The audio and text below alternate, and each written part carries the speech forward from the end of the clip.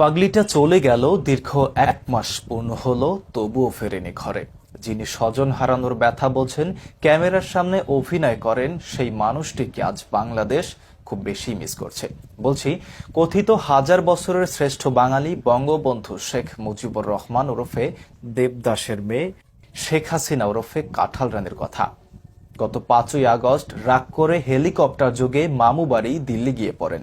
সেই থেকে 1 মাস পার হয়ে গেলেও ফিরে আসেননি নিজ ঘরে। পাগলিটা যেদিন চলে যায় তারপর থেকে বাংলাদেশ কেমন যেন থমকে আছে। শেখের বেটি চলে যাওয়ায় দেশের আপামর জনতা কাঁঠাল রানীর অভাব হারে হারে টের পাচ্ছে। পাগলিটা হয়তো চলে গিয়ে বেঁচে গিয়েছে, কিন্তু রেখে গেছে সহজ সভাপতিদেরকে, যারা নিয়মিত কট খাচ্ছে। এজন্যই হয়তো লোকে বলে, যার চলে যায় সেই বোঝে হায় কট খাওয়ার কি যন্ত্রণা। কাঁঠাল রানীকে নিয়ে আরো বিস্তারিত জানাচ্ছেন টিক্কা সেলিম। আপনজন হারাবার বেদনা যে কত কষ্টে, তা আমার থেকে আর কে বেশি জানে। স্বজন হারানোর ব্যথা বুঝতে পারে এমন একজন দেশ দরদি জননীকে এই বাংলার নিষ্ঠুর মানুষ বুঝতে পারল না। শেখ হাসিনা পালিয়ে গেছে, শেখ হাসিনা নাই, শেখ হাসিনা চলে গেছে, শেখ হাসিনা পালায় না। তিনি বলেছিলেন শেখের বেটি পালায় না, কিন্তু এই নিষ্ঠুর জাতি তাকে পালাতে বাধ্য করেছে। দীর্ঘ 1 মাস হয়ে গেল পাগলিটা বাসায় ফেরে না। কোথায় আছে, কি করছে, কি খাচ্ছে না খাচ্ছে, এই চিন্তায় ঘুমোতে পারছে না হাজারো সহ সভাপতিরা।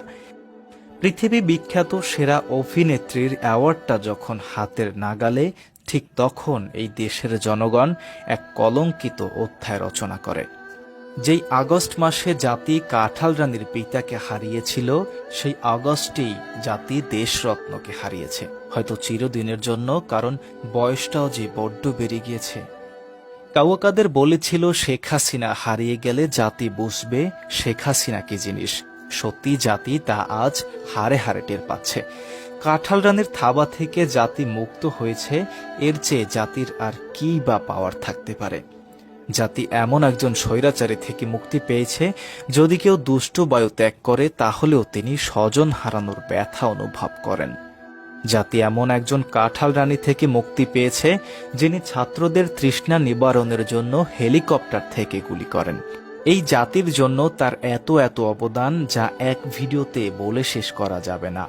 শুধু এটুকুই বলবো, একজন তাহাজ্জুদ গুজারি মানবতার মা কাঁঠাল রানীকে এই জাতি মূল্যায়ন করল না।